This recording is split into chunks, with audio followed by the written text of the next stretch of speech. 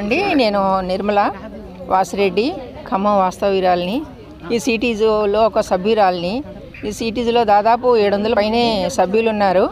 కొంతమంది మాత్రమే ఇట్లా వెలుగులోకి వచ్చారు. ఇంకా చాలామంది చాలా బాగా చేస్తున్నారు.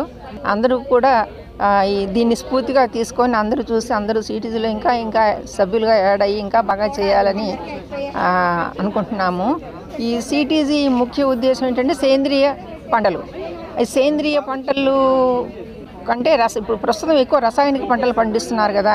ఆ రసాయనాల వలన ముఖ్యంగా అందులో ఉండే high nitrates, heavy metals like arsenic వలన ఈ దుష్ప్రభావం ఎక్కడి దాకా వచ్చిందంటే గర్భస్థ శిశువులను కూడా వదటం లేదు. ఈ గర్భస్థ శిశువు ఉన్నప్పుడే ఉన్న వాళ్ళకి వెన్నునాడి సంబంధ వ్యాధులు, గుండెలో లోపాలు, తర్వాత మెదడు ఎదుగుదల ఇవన్నీ దెబ్బతింటున్నాయి. తర్వాత నెలలు రాకుండానే పిల్లలు శిశుజనాలు అవుతున్నాయి. పుట్టిన వాళ్ళు కూడా బలహీనంగా బరువు తక్కువ వాళ్ళు కూడా పుడుతున్నారు. దానివల్ల ఏంటంటే ఫ్యూచర్లో వాళ్ళకి చాలా వరకు ఈ జ్ఞాపక శక్తి అవి తగ్గుతూ ఉన్నాయండి.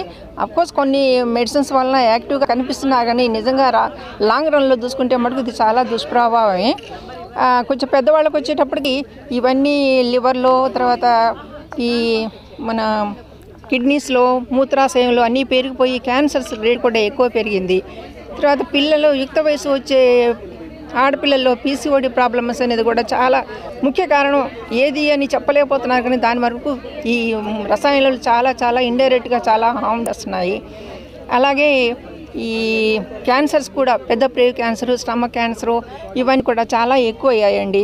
దీన్నన్నింటినీ మనం నివారించాలి అంటే చాలా వరకు అందరూ కూడా సేంద్రియ వ్యవసాయం చేయాలంటే అది కూడా మాటలు కాదు, చెప్పినంత తేలిక కాదు.